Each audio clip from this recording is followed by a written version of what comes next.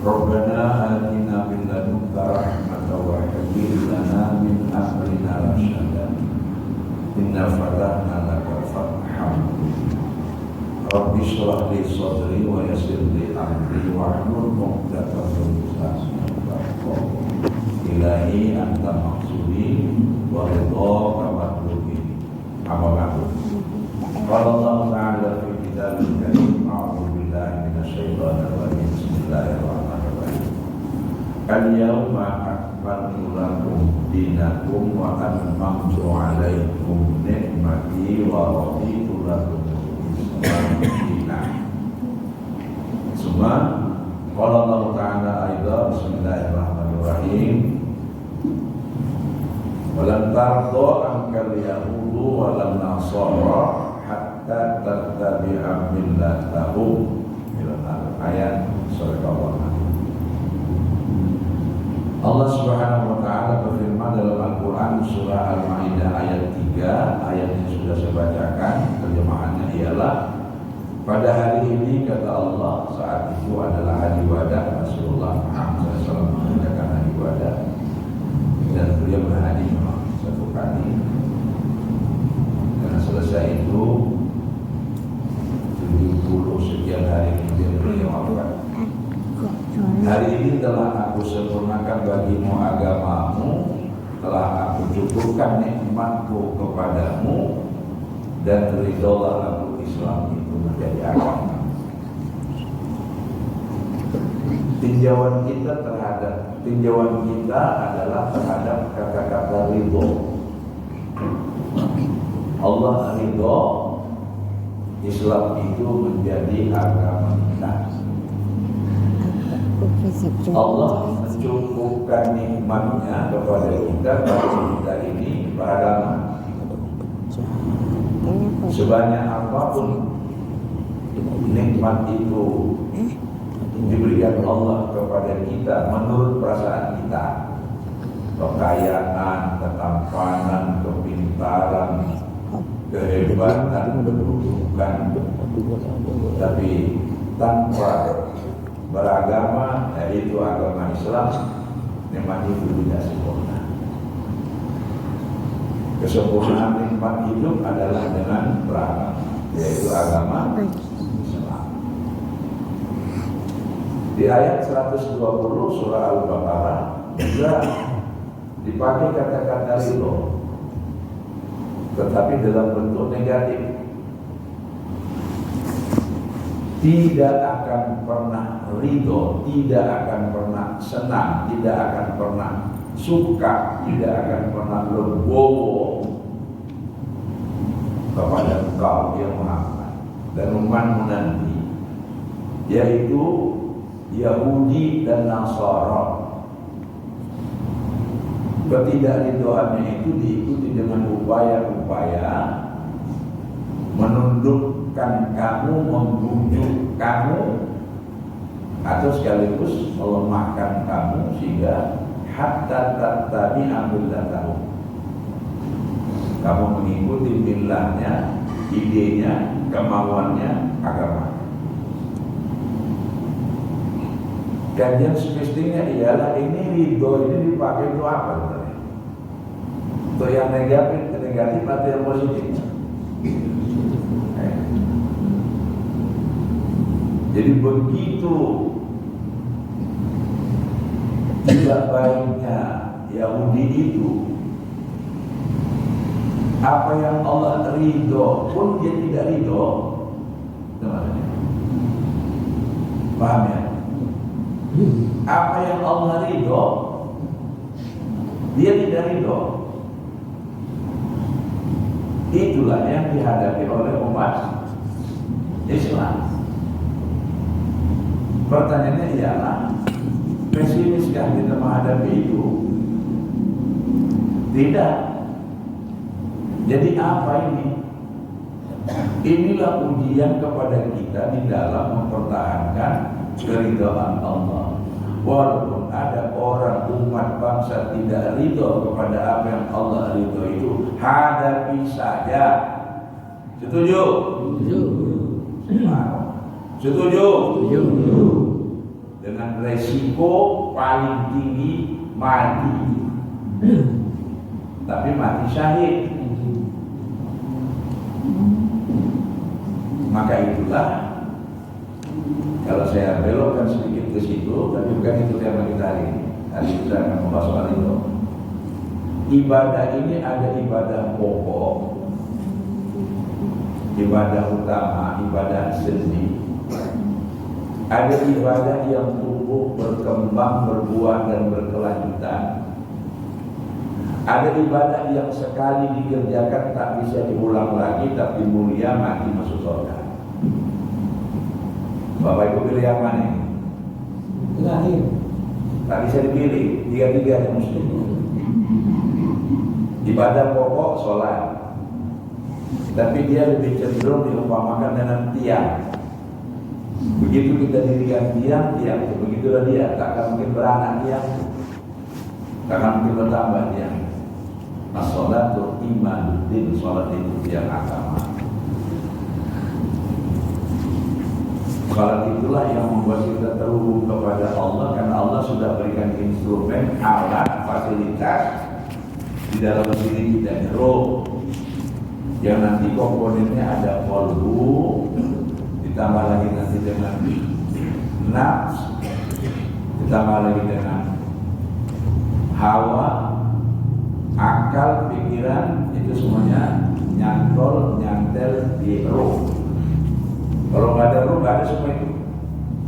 Profesor doktor mati, geletak jenazahnya, tanya sama dia, assalamualaikum warahmatullahi wabarakatuh. Masih bisa nyala? Apa kabar?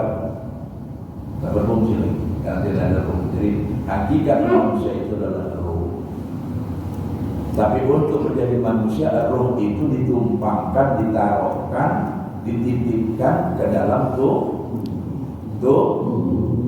Maka tubuh harus kita jaga. Tubuh ini umpama sangkar. Kalau roh itu umpama burung, kalau tidak kita jaga sangkar ini baik-baik, burungnya bisa terbang. Bisa? Kita jaga pun baik-baik sangkar ini. Kalau burung itu nanti lewong mati, bisa? Bisa. Jadi kedua-duanya seimbang, itu perumpamaan. Sehingga roh inilah yang akan menjadi media kita terhubung kepada Allah. Maka roh itu dalam kepada Allah. Fasilitas alat komunikasi yang Allah siapkan ialah sholat. Maka terhubung kepada Allah. Karena kita dari Allah dan akan kembali kepada Allah. Terlalu sombong orang yang tidak mau sholat.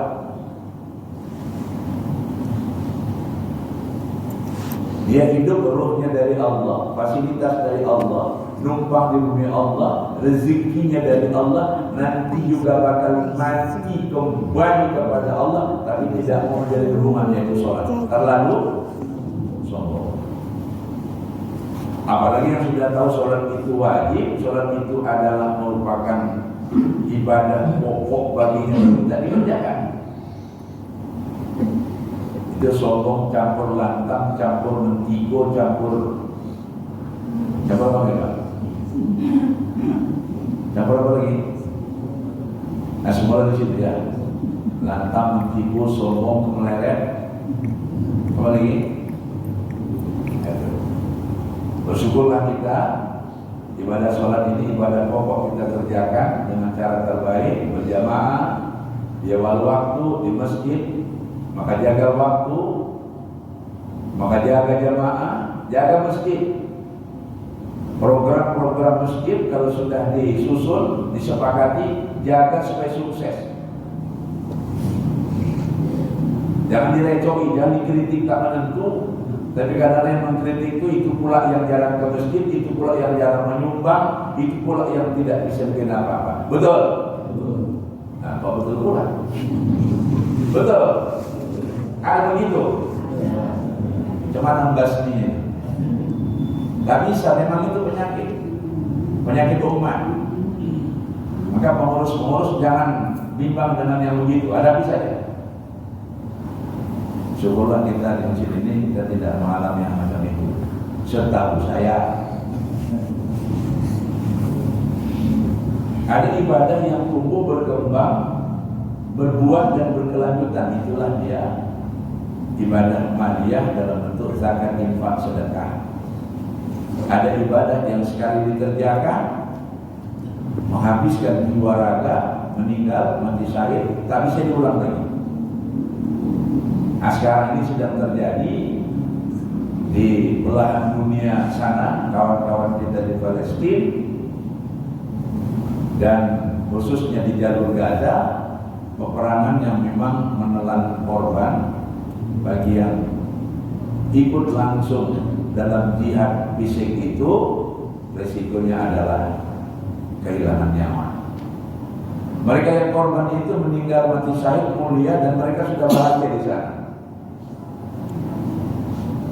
Kita yang melihat, mendengar dan merasakan itu apa tindakan kita?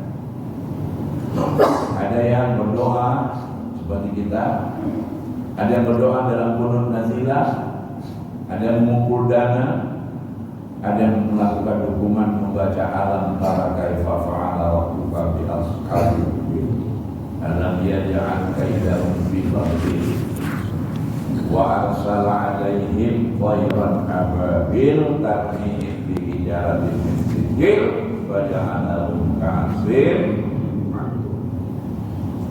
Membaca ayat itu dimulai nanti pada wa arsala 'alaihim tayran ababil. Ma'rifatkan, bayangkan, imajinasikan ayat itu kita baca dengan permohonan kepada Allah. Allah utus kepada mereka sesuatu yang dapat membuat mereka hancur. Itu sudah saya sampaikan di mana-mana, termasuk hari ini di sini. Mereka-mereka yang berupaya untuk menghadapi serangan Yahudi Israel laknatullah ini, banyak yang korban, anak-anak, wanita, orang tua yang tak berdosa, muslim, non-muslim, mereka korban. Maka timbul pendapat, ini perang agama atau perang politik?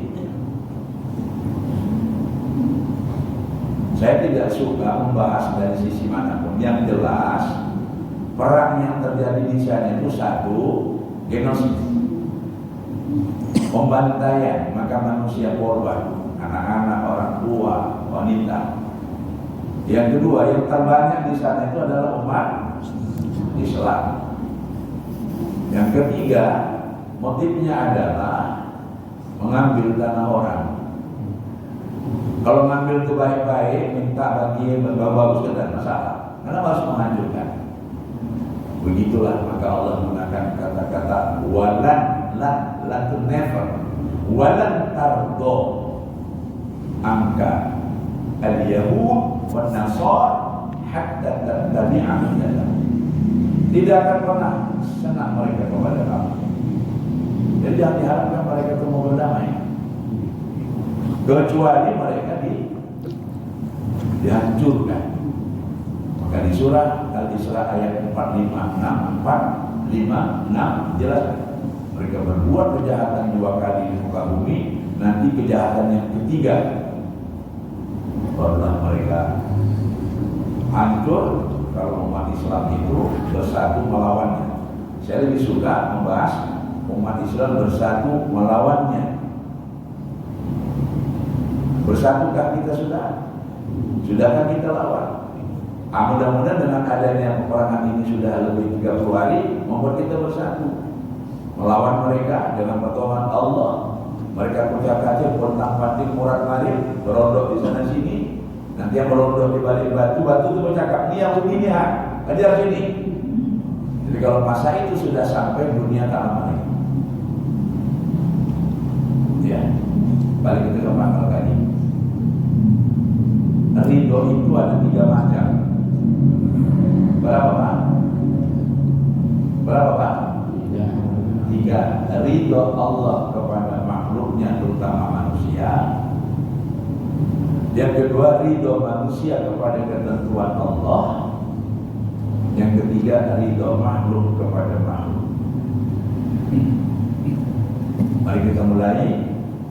Lebih dulu kita bersyukur kehadirat Allah Subhanahu wa taala. Hari ini kita bisa berjumpa. Alhamdulillah wa syukurillah. Semuanya alhamdulillah wa syukurillah.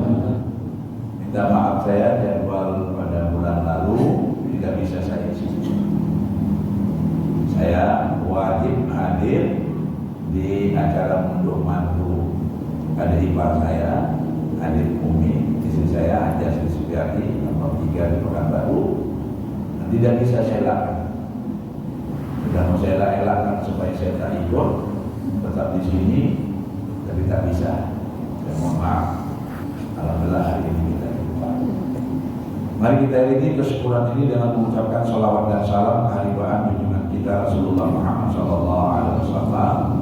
Allahumma shalli ala sayyidina Muhammad wa ala ali sayyidina Muhammad. Ibu-ibu dan bapak-bapak yang saya hormati, terutama tuan ketua dan seluruh jajaran pengurus PKM Masjid Al-Huda, tuan-tuan Bilal, tuan-tuan Imam, Bapak Ibu, Ayahanda dan Bunda, para jamaah sekalian rahimahullah. Menurut Imam Al-Ghazali, tingkatan manusia itu dalam perjalanan rohani menuju kepada kualitas terbaik untuk mendekatkan diri kepada Allah dimulai dari adanya kesadaran bahwa manusia tidak luput dari salah dan dosa kecuali Nabi dan Rasul. Maka dengan kesadaran itu dia memohon ampunan Allah, dan Allah memang sediakan ampunan itu. Dalam bahasa psikologi agama, Tuhan itu tahu nanti hambaku yang namanya manusia ini ada kelemahan dari dosa, supaya dia bisa kembali fitrah, disediakan ampunan. Orang baik apa lagi Allah Ta'ala. Tapi jangan salah pengertian, dibalik pula nanti secara akal udah disediakan Tuhan yang ampunan, kan saya kalau tak bikin dosa. Jadi apa gunanya ampunan kalau awak tak bikin? Jadi itu kalau gurunya pandai bersilat tidak enak itu lah. Buat maksiat dulu, nanti minta ampun. Orang Allah Maha Pengampun. Kalau tidak Maha Pengampun, apa dia jadi Tuhan? Yang sekarang dipakai pikiran begini oleh orang-orang yang bertuhan tapi mengambil keuntungan saja dari sifat-sifat Tuhan, lalu disampaikannya kepada orang yang seidi dengan dia.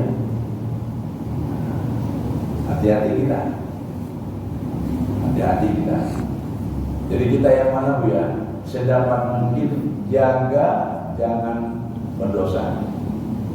Tapi kalau memang ada kehilangan, kesalahan, dikarenakan pengetahuan belum sampai ke situ, usia masih muda, belakangan baru disadari, Allah berikan kesempatan minta ampun, taubat. Itulah yang pertama, taubat. Ya. Yang kedua, syukur. Bersyukur kita muncul kesadaran atas kesalahan dan dosa, maka kita taubat mohon ampun kepada Allah. Ketiga, sabar kita menjaga situasi yang sudah dicapai. Jangan lagi nanti sudah bersyukur awal taubat, mudah-mudahan Allah mengampuni dosa, tahu tak sabar lagi melihat keadaan berikut lagi. Jadi antara syukur sabar ini bisa selalu tarik menarik. Naik lagi ke tingkat berikut adalah khauf. Khauf itu khawatir. Dengan khawatir itu kita menjaga. Maksudnya agak gelap bagaimana mendung itu ya. Khawatir kalau nanti hujan, maka bawa payung atau baju. Ya sudah, itu maksudnya. Karena ada kekhawatiran dalam arti positif, nanti hujan, supaya nanti kalau hujan tidak kena bahasa saya Pak. Kaum. Kemudian di atasnya lagi raja, harap. Berharap saya kalau nanti hujan saya tetap sampai ke masjid karena saya bawa payung. Kalau sudah begitu terjadi juga maka tawakal atau tawakul tingkatannya. Baru sampailah kepada ridho yang sedang kita kaji. Nanti naik lagi ke atas mahabbah, cinta. Jadi cinta itu paling tinggi. Yang sedang kita bahas ridho. Ridho Allah kepada makhluk. Artinya Allah Subhanahu wa taala menciptakan makhluknya dalam membalik. Mulai dari makhluk dasar normal sampai kemudian makhluk itu berkembang sesuai dengan kehendak Allah. Innama amruhu idza arada syai'an an yaqula lahu kun fayakun. Kalau nanti kalau berkembang berarti ada proses, ada teknik, ada waktu. Bagi Allah tidak ada, tapi karena ini masalahnya untuk dipahami oleh kita, maka kita tetap menggunakan istilah. Allah ciptakan nanti tanah, air, api, udara, tumbuhan, hewan untuk fasilitas. Uji coba awal jin, adadil, gandul jannah, malaikat, lalu masterpiece-nya adalah manusia.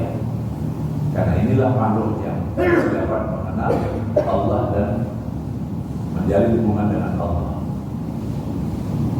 Maka dalam rangka itu Allah SWT menundukkan semua makhluk agar bisa bermanfaat kepada manusia.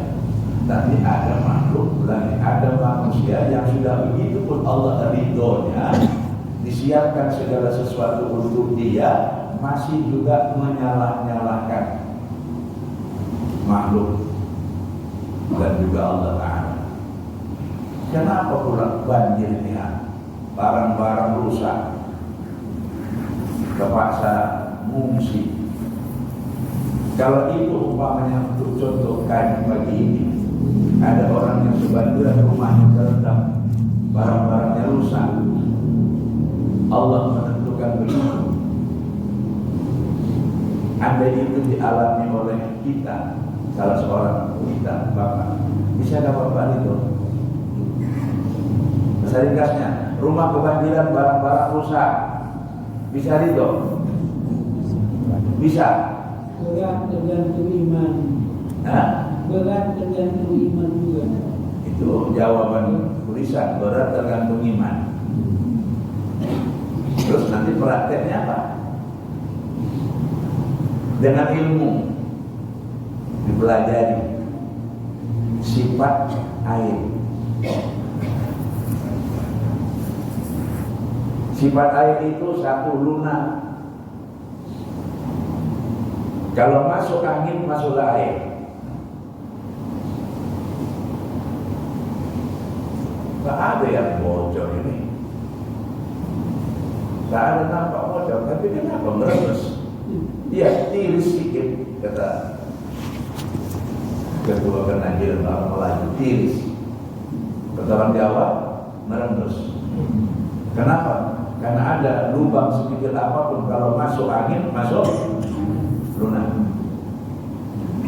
Air itu mencari tempat yang rendah. Kalau ada tempat yang rendah, air ada, maka dia akan cari tempat yang rendah. Apapun di muka dia menuju tempat yang rendah itu ditabraknya semua. Betul? Betul? Nah, kalau Bapak Ibu lihat kereta api, ada jalannya, rel, itu jalan dia, awam di situ, ditabraknya, yang salah kereta api itu atau kita?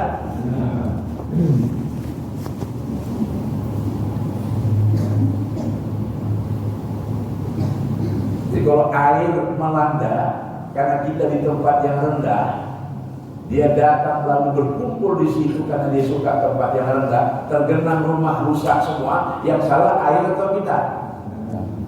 Hah?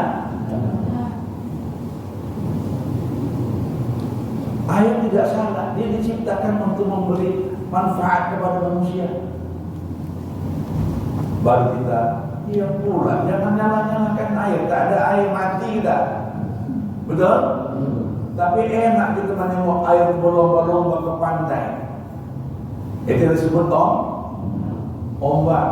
Itu yang kemudian oleh orang yang arif dan bijaksana, terutama orang Melayu, Aceh, Mandailing dan seterusnya yang tinggal di tepi pantai. Kalau takut dilamun ombak, jangan berumah di tepi pantai. Titik koma. Kalau takut dilamun ombak, jangan berumah di tepi pantai. Aku kepingin melihat ombak itu, maka aku berumah di tepi pantai. Tapi rumahku aku bikin lebih tinggi dari ombak itu. Itu orang Melayu yang pintar. Orang Melayu itu raja. Kerajaannya luas dari Aceh ke sana sampai ke Madagaskar. Betul? Halo? Betul? Ini yang nggak jawabnya kurasa ke orang Melayu. Betul? Melayu itu Islam. Baru-baru ini kita laksanakan dunia Melayu, dunia Islam di Kamboja. Dulu kalau menyebut masuk Islam itu masuk Melayu. Tapi kemudian Melayu itu adalah suku bangsa dan sekarang menjadi bangsa. Saya cuma mau katakan, kalau kita kepingin melihat ombak yang indah itu, bikin rumah di pantai harus lebih tinggi dari ombak itu air. Maka rumah orang-orang Melayu atau rumah orang yang di pantai itu tinggi-tinggi. Sekarang rumahnya tak ada, orang Melayunya pun tak ada. Pindah di situ orang Cina, bikinnya berbagai macam produksi. Kalau bilangnya, inilah produk Indonesia. Inilah produk Indonesia. Bukan dia cela. Inilah produk Indonesia. Apa ya? Inilah. Bukan cinta. Inilah produk Indonesia. Di jalan pantai diambil. Paling enak smokel, nongkrong, merampok, apa namanya di laut tuh? Perompak. Perompak. Kejahatan terhadap apa namanya Pak? Perompak. Perompak. Tak ada lawan. Itu maka Riau.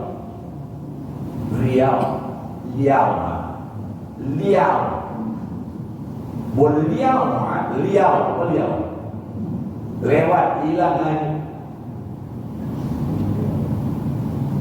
Kemana orang Melayu sekarang? Dan dijaga lagi pantai. Kalau ini dibuka dalam sejarah ketahanan semesta, pemerintah mestinya bersyukur kepada orang.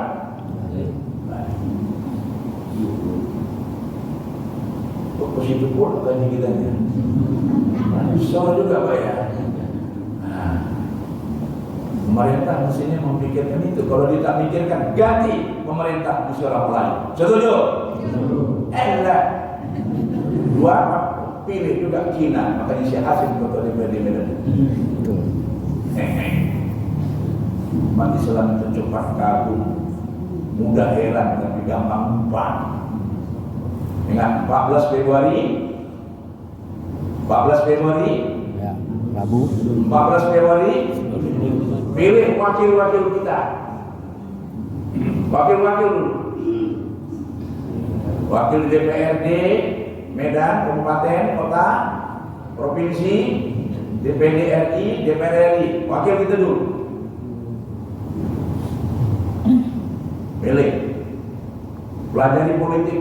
Jangan kita capek-capek menghalau umat ngumpul suara. Nanti yang sudah kumpul itu dia ngatur, dia ngitung, dia meletakkan di mana kolom. Kolom yang kalah taruhnya jumlah suara yang banyak. Yang kolom yang menang taruhnya jumlah yang sedikit. Bisa begitu? Bisa? Macam mana mau tahu?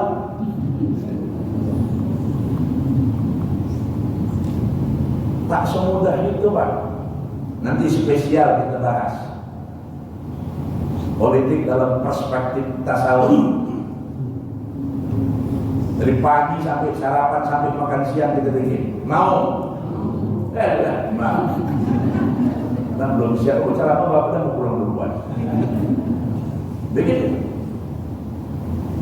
Saya fokus dulu kepada masalah itu. Ibu, kenapa ibu senyum-senyum? Saya sudah duduk duluan di depan ini. Kan berulang kali dan bercanda saya bilang, bukan saat kaleng-kaleng.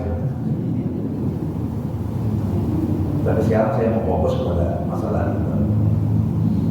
Allah ridho kepada hambanya apapun yang hambanya itu bikin, tetapi hendaknya hamba itu tahu. Allah sudah ridho kalau kita ini menggunakan jalan hidup Islam. Kenapa tidak dipakai Islam yang sempurna itu, Islam yang tadi dibaca oleh Tuan Imam kita, wala tamutunna illa wa antum muslimun. Jangan sampai nanti kematian datang kamu tidak dalam keadaan pasrah kepada Allah. Pasrah kepada Allah. Pasrah apa nih? Pasrah untuk kembali sebelum dipanggil sudah siap. Orang tarekat itu tujuannya ke sana, Pak. Mutu qabla an tamut. Belajar mati sebelum mati. Udah siap untuk mati sebelum datang aja. Persiapannya maksudnya bukan terus tak mau kerja, duduk di rumah aja berzikir sendiri, sholat tahajud 40 rakaat, kening sampai hitam bagus, didekat kepada Allah. Tapi makhluk-makhluk Allah yang ada ini, tetangganya pun lapar, dia tak tahu, tak peduli. Dia saja yang mendekat kepada Allah. Tapi sama makhluk Allah, hamba Allah, manusia tak peduli dia. Inilah orang yang merasa nyaman, nikmat, dekat kepada Allah tapi tidak peduli kepada sesama hamba Allah. Itu mengapa Tuan Guru Syekh Abdul Wahab Rokan membuat komplek perumahan Bagus Salam 30 hektar. Ditanamnya lada, ditanamnya di situ berbagai tumbuhan produktif seperti karet, ada kolam, ada segala macam, supaya kita bisa hidup bersama dan kebutuhan dunianya cukup. Cukup kebutuhan kita, bukan banyak, cukup. Kayak kita makan, Pak, disediakan di situ prasmanan banyak, ada 40 macam lauk. Bu, pernah lihat kedai nasi 40 macam lauk? Begini ke sana, Jalan Karya Kasih, rumah makan Nabila. Pilih lagi. Sebanyak-banyaknya makan, yang hitung cuman dia ngambil lauk apa, ikannya apa. Lauk itu silakan. Ini kalau manusia yang mengikutkan keinginan, mak ini pepes, mak ini sayur asam, mak ini rendang, mak ini tojo, mak ini ikan goreng taruh, mak ini rebus domobi taruh, 40 macam. Cukup piring itu? Piring itu pun tak cukup, apalagi perutnya. Itulah bahasa Melayu itu hakap. Tahu hakap? Apa itu? Mencoba di atasnya lagi. Semuanya dia mau. Terakhir dia mau nyemok kali macam mana dapat makan. Begitulah dunia ini. Maka ambillah apa yang kita perlukan. Cukup sudah. Sudah cukup sudah. Allah sediakan. Ya. Pasrah kepada Allah, siap kembali kepada Allah sebelum datang jadwal. Bahkan kalau boleh diintip-intip jadwal itu. Nah, diintip-intip kapan jadwal itu, supaya bisa siap-siap, siap menghadap dan siap yang ditinggalkan. Apa itu? Ada amal yang kukerjakan sekali tapi tumbuh, berkembang, berbuah, berkelanjutan. Itu sedekah jariah. Kalau sholat membuat kita dekat kepada Allah. Kalau infak dan sedekah membuat kita dekat kepada sesama hamba Allah. Kesimpulan, Allah ridho kepada hambanya. Kadang-kadang tak sholat pun manusia itu Allah tetap kasih rezeki. Kasih Pak? Kasih. Rezeki apa? Istrinya cantik, betul? Hartanya banyak, betul? Kedudukannya tinggi, betul? Apa lagi? Orang kagum sama dia, betul? Ridhokah itu? Bahasa Melayu nyempului. Bahasa Jawa ngelulu. Bahasa agama istidrak. Memberikan sesuatu tapi untuk memuji, untuk nanti membuat tempat dia jatuh lebih tinggi. Maka biarlah Allah ridho kepada kita walaupun kita senang. Allah ridho, kita senang. Atau kita ridho, Allah senang. Sudah dua. Allah ridho kepada makhluk. Kita kalau ridho kepada ketentuan Allah, pelajari dengan ilmu. Rasakan, bisa menikmati sesuatu yang kita tak suka. Ulangi, bisa menikmati sesuatu yang kita tak suka. Payah rencananya. Cucian sudah hampir kering. Di situ ada popok cucu segala macam. Apapun sholat asar, tiba-tiba saja sesuai dengan cuaca sekarang ini, hujan turun, basah semua. Bisa ridho? Bisa.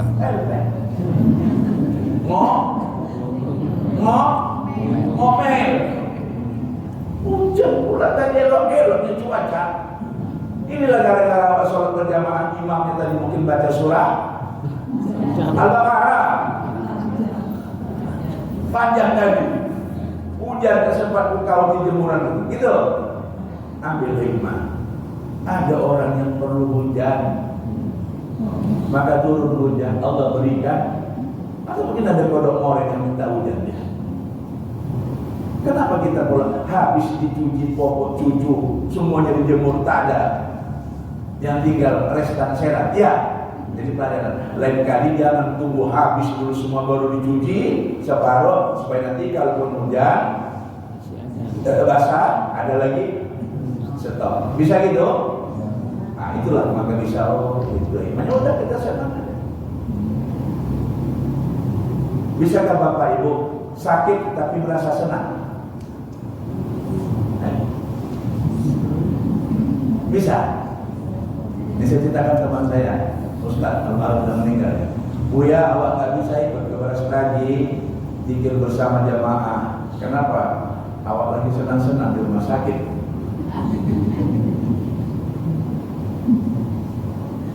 Ustaz di rumah sakit? Iya. Sakit apa? Gejala tiba. Kau bilang senang. Selama ini aku yang datangi jamaah. Ini jamaah datangnya aku. Biasanya Bu ya jamaah itu banyak ramai di pengajian, satu cuma yang ngasih amplop. Siapa? Bendahara. Ini semua yang datang ngasih. Nah, kau tahu Ibu? Ketawa dia dalam mobil. Ini demi Allah. Sudah meninggal. Nah gitu itu. Itu mana aku senang Ustaz. Tapi aku lebih senang kalau bisa ikut sama Ustaz. Dia pun panggil Buya, nanti lama. Bisa ikut zikir di sana. Kau kepingin ikut sama-sama.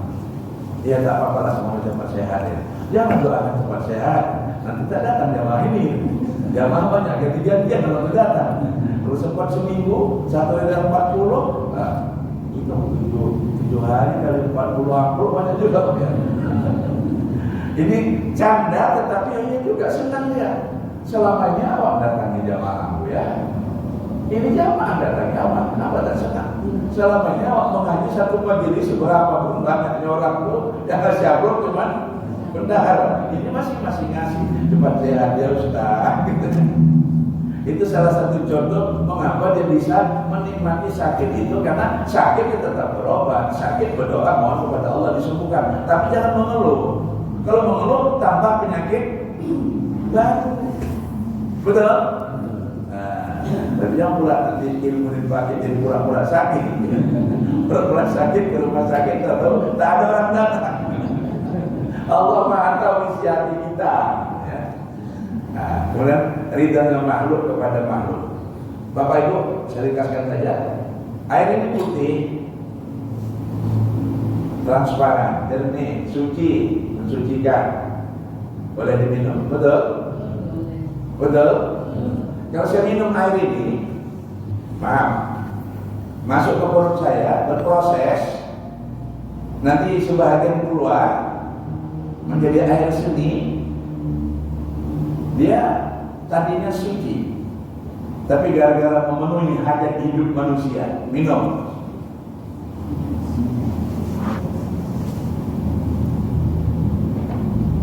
Berproses di dalam tubuh kita, nanti keluar lagi jadi air seni, air kencing, dia najis. Betul? Bisa Bapak Ibu pahami kira-kira apa kata air itu? Kalau tak mau air itu masuk ke mulut, tak mau kita minum, macam mana? Ayo. Tak makan dengan tak minum lebih bahaya mana? Tak minum. Tapi air yang kita pakai untuk berwudu itu apa kata dia? Tidak bahaya. Tentu kata air yang kita pakai berwudu, saya dipakai untuk berwudu. Bapakku ternyata dalam keadaan tidak suci, sekarang berwudu suci, sebentar lagi sholat dia terpenuhi syarat-syarat untuk sah sholat, dia berwudu bersuci karena aku. Kalau air itu Bapak Ibu pilih-pilih dia, dipakai untuk berwudu dia mau, dipakai untuk minum dia tak mau, dipakai untuk istinja dia tak mau, kacau. Mereka ridho dengan ketentuan. Paham Pak? Jadi kalau makhluk sesederhana ini pun bisa ridho, kita kenapa enggak? Paham ya? Ini ada yang belum paham dari wajahnya. Bapak Ibu jalan di tanah berpakai sepatu tubingnya tinggi tajam pula, agak meliuk-liuk jalan begitu rupa, itu kita pijak itu apa? Muka tanah, permukaan tanah. Sepatu itu tajam, macam mana dinahankan? Ampun. Walaupun dilapisi saja dengan niat beribadah menghambakan diri kepada Allah. Apa katanya? Ciuman kita ya. Di sinilah aku senang. Aku bersaksi nanti di hadapan Allah di yaumil akhir, engkau ada beribadah kepada Allah. Kau letakkan mukamu ke mukamu. Aku rindu. Kau bijak-bijak. Karena satu ketika kau cium juga. Itu maka Bapak Ibu banyak ulama menganjurkan kalau sujud itu nikmati. Sujud terakhir itu nikmati. Nikmati. Maka terlalu sedih kita kalau tak bisa sujud dalam sholat. Saya masih pakai korset ini, mohon doanya. Kemarin salah gerak saya, kecentit lagi pinggang saya. Saya salah dulu, tapi karena saya paksakan kalau subuh cuma 2 rakaat masih bisa saya tahankan. Tapi sujud saya tidak tegak. Itulah kenikmatan. Aqrabul abdi ilayya wa huwa sajid, sudah katakan hamba kepadaku ketika dia sujud. Ayo Bapak, belajar untuk bisa ridho dengan ilmu, dengan ibadah, dan dengan hikmah. Apa tadi kita contoh mengambil hikmah. Kawan saya yang sakit, saya saja ketika itu belajar dari dia. Minta izin Ustaz, saya nggak jadi bertugas lagi, awak lagi senang-senang di rumah sakit. Kok senang-senang pulang di rumah sakit? Bahasa tasawuf. Jadi kok saya sakit kan dia? Kenapa bisa senang? Kan yang tadi itu. Selama ini awak datang di jamaah, ini jamaah datang awak. Awak saya pusing. Nah, ya. Tapi harus ada ilmu, ada bisa mengambil hikmah. Demikian juga terhadap peristiwa ini. Apa hikmah yang akan Allah berikan terhadap kita umat Islam? Kok Israel yang begini mengganas ini?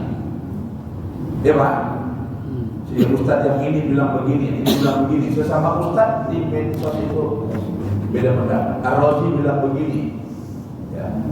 Siapa bilang begini? Saling mengatakan, ilmu mencetek segala macam. Apa hikmahnya?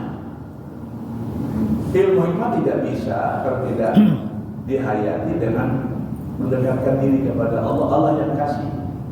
Bahasa Qur'annya kadang-kadang dipakai hikmah, kadang-kadang dipakai ladunni. Rabbana atina min ladunka rahmatan wa hayyana min amrina. Allah berikan hikmah kepada hambanya, bukan yang pintar, tapi yang ikhlas menghambakan diri kepadanya. Bila bin Rabah tidak terlalu pintar secara rasional, Luqman Hakim, tapi dia ahli hikmah, mohonlah hikmah kepada Allah, sehingga walaupun orang lain mungkin tidak sepaham dengan kita atas hikmah yang kita ambil, tapi kita bisa ricau. Ibu kok bisa senyum aja? Rumah ibu tergenang air. Aku udah ngaji dengan Buya Nurudin. Apa kata dia? Bukan aku, bukan ayah yang salah. Yang salah aku. Maka kalau begitu lain kali barang-barang penting jangan taruh di bawah, taruh di atas. Kalaupun datang air menggenang, tidak berbahaya. Kenapa? Ya di situ pula mungkin tempat mata pencarian yang enak. Dulu tempat itu tidak rendah, tapi karena yang lain ditinggikan jadi rendah dia. Mungkin di tempat lain tidak sanggup. Ibu, Bu, atau ini supaya tempat itu bisa kita tetap di situ, tapi kita tidak terendam air apa? Itulah Amsterdam, London. Di pagarnya laut itu, kota itu di bawah laut, lebih tinggi air daripada, karena dia ingin menikmati keindahan di air itu. Nah sekarang di Jakarta, pik 1, pik 2, itu mereka berumah di pinggir laut karena mereka kepingin menikmati indahnya laut. Sudah tahu ya, laut ini pasti bergelombang, airnya bisa tsunami. Tapi kapan pula awak bisa menikmati indahnya pemandangan laut itu? Kalau awak ketakutan dengan tsunami terus, lalu tak berpikir pula bikin rumah di tepi laut. Saya lagi geram nih Pak. Dulu orang Melayu, orang Islam yang pula banyak di pinggir laut. Sekarang orang banyak ini. Kenapa? Kesana lepas, ke belakang orang tak mungkin tiba-tiba datang. Jadi gampang kalau macam-macam. Itu maka pertahanan laut itu sangat penting. Dalam konteks pertahanan angkatan laut mestinya juga hebat sebagaimana angkatan darat. Kenapa? Karena laut lebih luas daripada darat. Itu maka giliran Panglima TNI kadang-kadang dari angkatan laut, angkatan darat, angkatan udara. Ini giliran angkatan darat. Sekarang angkatan laut di Margono. Sebentar lagi darat. Mau aja lah nanti. Terima kasih. Assalamualaikum warahmatullahi wabarakatuh.